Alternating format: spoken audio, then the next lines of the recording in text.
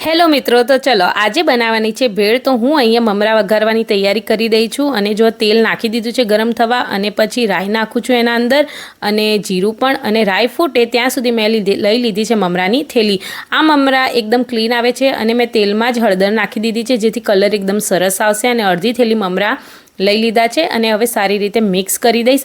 આ રીતે મમરાનો કલર એકદમ જ સરસ આવે છે। જુઓ, તમે જોઈ શકો છો સરસ કલર આવે છે। અહીંયા હવે બધા મસાલા કરીશ। મીઠું લઈ નાખ્યું છે, હવે મરચું નાખી રહી છું અને બધા જ રેગ્યુલર મસાલા કરી અને પછી હું મમરાને સારી રીતે મિક્સ કરી દઈશ અને મમરાને સારી રીતે શેકાવા દઈશ। આ રીતે મમરા એકદમ સરસ ટેસ્ટી બને છે અને તમે જુઓ ઘરે જ બનાવેલો રગડો છે, ગળ્યું પાણી છે, લસણની ચટણી છે, બધું જ ઘરે બનાવેલું છે। આનો ફૂલ વિડીયો જોવો હોય તો તમે મને કોમેન્ટ કરજો, હું જરૂર બતાવીશ। અને જો ભેળ બનીને મસ્ત રેડી છે, બજાર જેવી બની હતી અને હવે હું ટેસ્ટ કરીને બતાવીશ। એકદમ સરસ ભેળ બની હતી। મળીએ બીજા વ્લોગમાં।